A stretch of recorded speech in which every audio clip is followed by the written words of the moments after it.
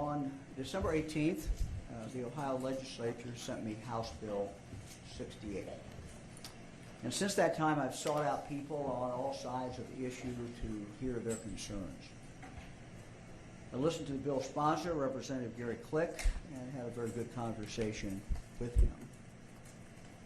I appreciate that he and his colleagues have shined a light on this very important issue. I also listened to physicians and counselors who provide gender-affirming care.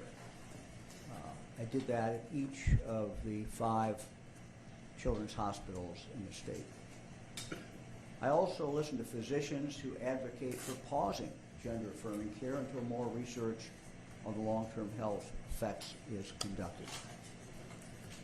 I've listened to families and youth, young people who have had negative experiences, and individuals who have undergone hormone treatments and then transitioned back to their original gender, as well as those who had gender surgeries in other states when they were minors. I've also listened to youth and parents. Parents have looked me in the eye and have told me that but for this treatment, their child would be dead. I think it's very important that we all remember that all those on each side of this issue sincerely and truly believe their position best protects children.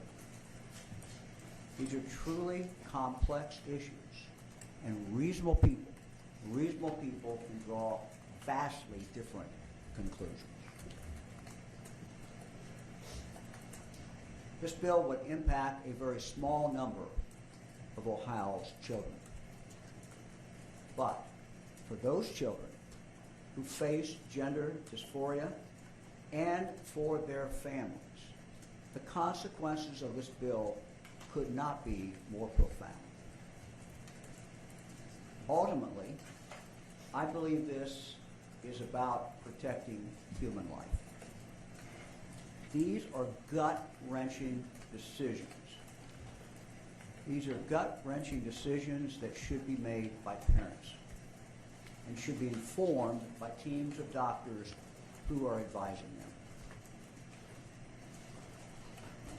Were I to sign House Bill 68, or were House Bill 68 to become law, Ohio would be saying that the state, that the government, knows better what is medically best for a child than the 2 people who love that child the most, the parents.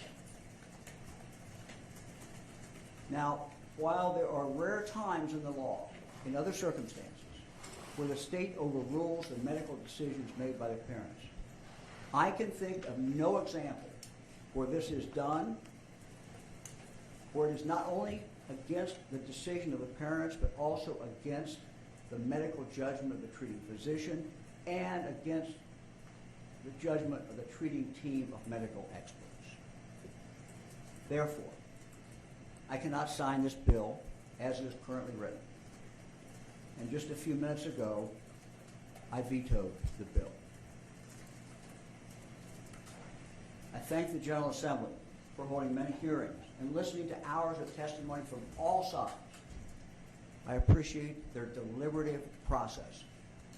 And while I have reached a different conclusion on whether to sign this bill, I do share a number of these concerns and agree that action is necessary regarding a number of issues that they have raised. Watch breaking news on YouTube. Subscribe to ABC7 Chicago Eyewitness News.